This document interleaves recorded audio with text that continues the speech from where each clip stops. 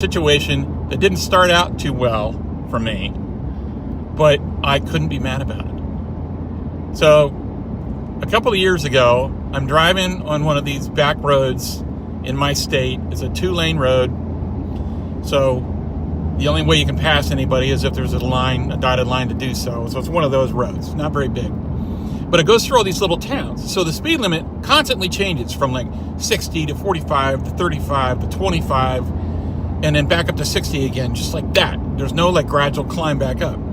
Now, if you're going through a town, I understand why the speed limit has to be lower, because there's people walking around and you don't want to have an incident. But it's the suddenness of the change that upsets me, because it's like the stereotypical good old boy speed trap. It's exactly what it is. So I'm coming into one of these situations and the speed limit was 55, and apparently I missed the sign that went from 55 to 35, because as I'm passing a state trooper, I see him whip around and get up behind me and pull me over. So I'm getting all agitated about that. So he pulls up behind me, lights still flashing, and gets out of his car to walk up. Now, out of this car didn't get the stature of a state trooper you would think. This guy couldn't have made 5 foot tall. He couldn't have been 5 foot tall. And I could see it, his whole body in my mirror walking up to the side of the truck, because he wasn't that big.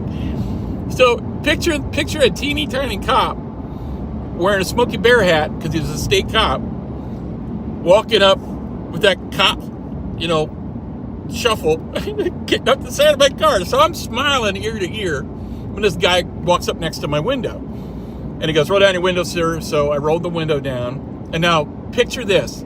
I can't see his face. I can only see the top of his hat, because my truck isn't lifted or anything, but it's a little higher, and it's got 35-inch tires on it. So all I can see is the top of his hat move when he was talking. And he goes through the whole thing about, do you know how fast you were going? Can I ask why you were going so fast? Where are you going? Where are you coming from? All the cop stuff.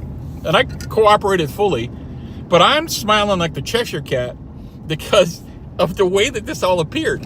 And every time he talked, I would just see his hat bob like this Smokey Bear hat, just kind of bob up a little bit. So he takes my information, goes back to his car, and I don't have anything on my record anyway.